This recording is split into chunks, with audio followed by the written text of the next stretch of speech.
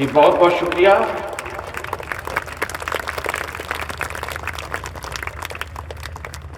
मौलाना जुनैद कासमी साहब, हम आपके शुक्रगुजार हैं कि आपने बच्चों को अपना वक्त दिया कीमती और बहुत अच्छी बातें आपने बताई।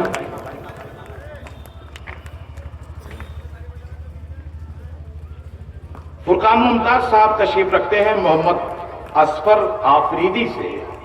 मैं गुजारिश करूंगा कि वो तशरीफ ले आएं और एजाज करें फुरकान मुमताज साहब का।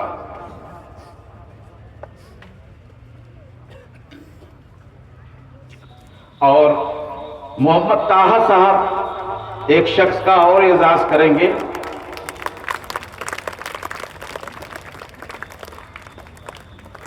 हालांकि ये तंजीम के लोगों को करवाना चाहिए था।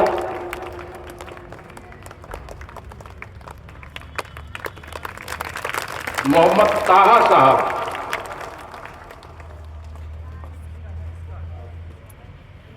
जो ऐलान कर रहा है उसी का है। पूरा उठा दोगे, एक तो आए नहीं तुम लोग।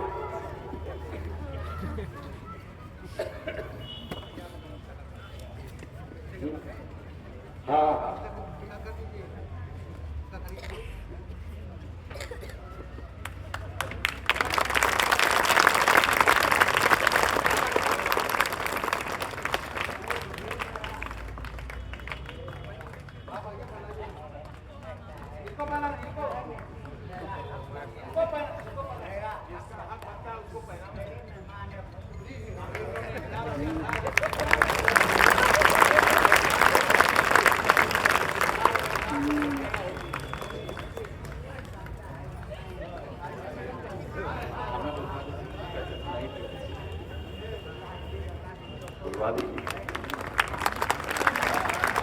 दोस्तों, अभी अभी उन्होंने तस्लीम कर लिया कि कम से कम मैं ये सब नहीं कर सकता तो अपने मेहमान का कर सकता हूं। और अब मैं गुजारिश करूंगा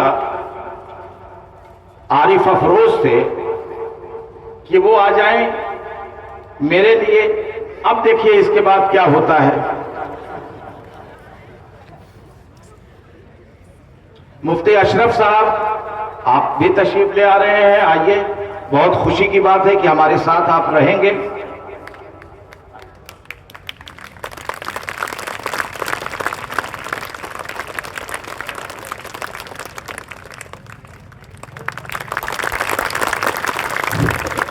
पूरे प्रोग्राम की रुझान होती है, वो नवसरती होती है।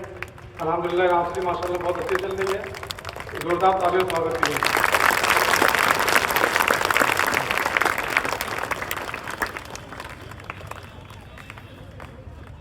बस है भैया।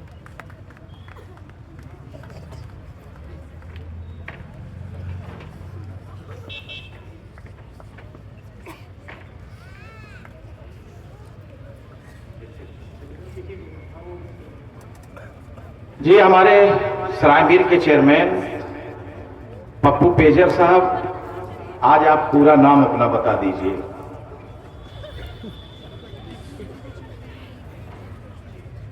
ये उर्फियत असली हकीकी नाम को खा गई। वसीम अहमद उर्फ पप्पू पेजर साहब का एजाज करेंगे हमारे वेबसाइट डिजाइनर जो इस तंजीम के लिए काम करते हैं, आरिफ अफरोज साहब। उनसे गुजारिश करूंगा कि आप उनका एजाज करें। दोस्तों, बहुत खुशी की बात है कि अल फारूक किताब 40 से 45 डॉक्टर मोहम्मद फैसल साहब ने तंजीम के हवाले की है। हम उनका शुक्रिया अदा करते हैं, उनके शुक्रगुजार हैं। पप्पू पेजर, वसीम उर्फ पप्पू पेजर, आप चेयरमैन हैं और सियासत से इनका दखल इस वक्त नहीं है।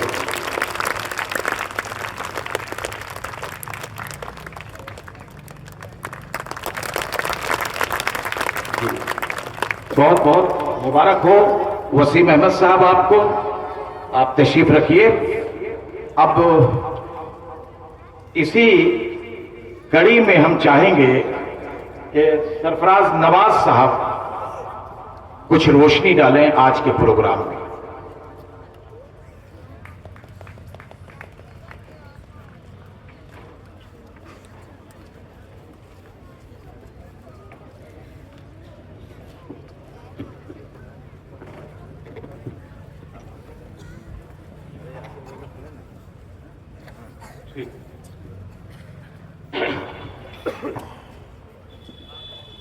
इस प्रोग्राम की सदारत फरमा रहे मौलाना उमैर सिद्दीक नदवी साहब, मेहमान खुसूसी प्रोफेसर लुकमान साहब, साबिक वाइस चांसलर मोहम्मद अली जौहर यूनिवर्सिटी, प्रोफेसर ताहिर साहब शोबे उर्दू, जनाब डॉक्टर फिरोज तलत साहब, आप सबके हरदिल अजीज रहनुमा जनाब आलम बदी साहब, इस इदारे के नाजिम मुफ्ती अशरफ साहब, मेहमानान, हाजरीन, तलबा, आज का ये प्रोग्राम बहुत अहम यूं भी है कि हम सब यहाँ तालीम की निस्बत से यकजा हुए हैं।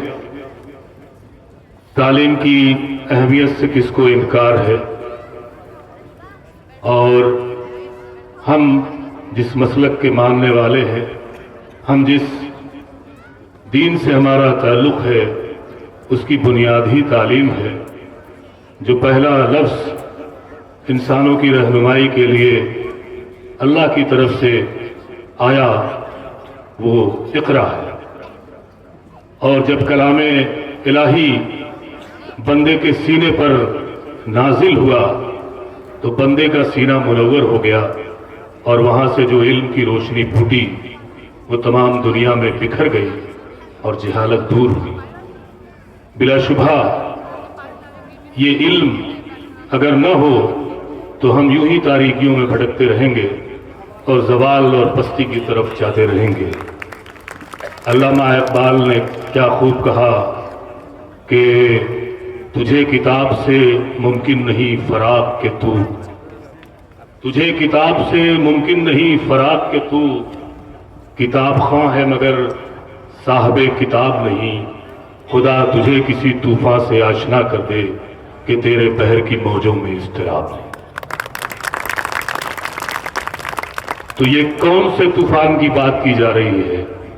ये दरअसल उस हलचल की बात की जा रही है, उस बेकली की बात की जा रही है जो आपको बेकरार कर देती है, जो आपके अंदर एक सोज और तड़प पैदा कर देती है। आप हमेशा इस फिक्र में खुलते हैं कि कैसे हमारी कौम के बच्चे तालीम से रोशनास हैं, और जब वो तालीम से रोशनास होंगे तो उनके लिए आगे का सफर आसान हो जाएगा। लेकिन वही बेकली, बेकरारी और हलचल और तड़प और सोज और गुदास वो जरूरी है, बिना उसके कुछ नहीं हो सकता है। आज हम अपने हीरोज की बात करते हैं, अपने उन अकाबरीन की बात करते हैं जिनका इस खित्ते से, इस इलाके से ताल्लुक है। ये सरजमीन शिबली है। आप जरा तसव्वुर कीजिए कि अगर ये वो तूफान सीने में बेदार नहीं होता तो बिंदवल से एक शख्स उठता है और दुनियाए इल्म व अदब में आफताब बनकर चमकता है, और जहां जहां उसकी रोशनी पड़ती है वो इलाका मुनव्वर हो जाता है।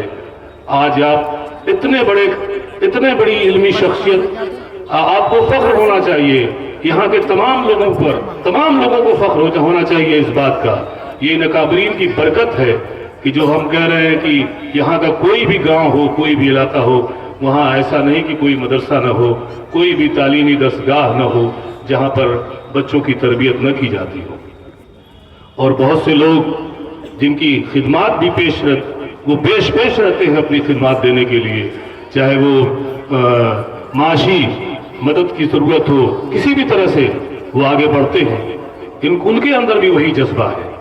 वो जज्बा अगर कारफरमा न हो तो यकीनन रास्ते महदूद हो जाएंगे।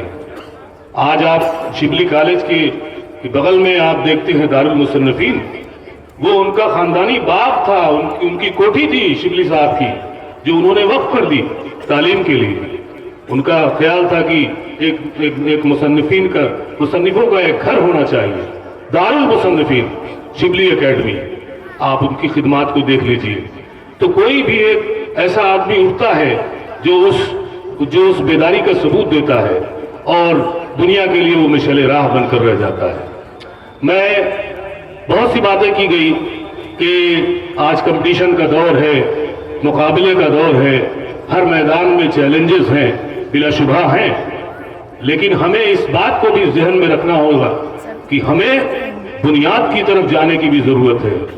आज ये अफरा तफरी, आपाधापी, सब कुछ इस भाग दौड़ में, इस रेस में कहीं ऐसा तो नहीं कि हम अपनी कदरों से जो तवाना और मजबूत और सेहतमंद कदरें हैं वो हमसे छूट रही हैं।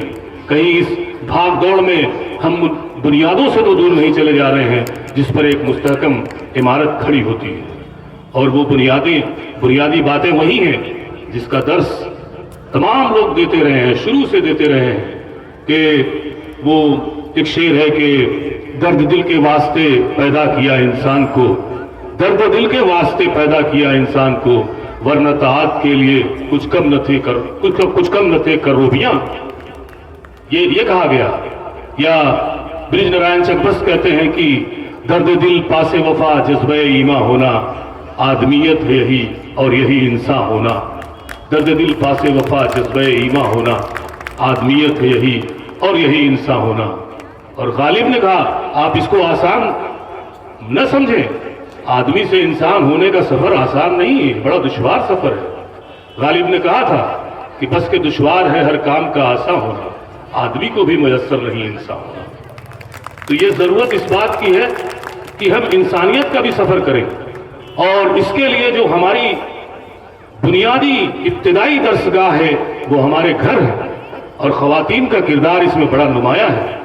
अगर ख़वातीन तालीम से बराबर हैं, तालीम उनको दी गई है और वो इस काबिल हैं कि उस तालीम को अपने बच्चों में मुंतकिल कर सकें, तो वो तालीम जो बुनियाद है, जो घर की है, वो बहुत अहम किरदार अदा करती है। आगे किस तरह का आपका सफर होगा, आगे किस तरह की जिंदगी आप गुजारेंगे, तो हमें उन बुनियादों पर भी काम करने की जरूरत है।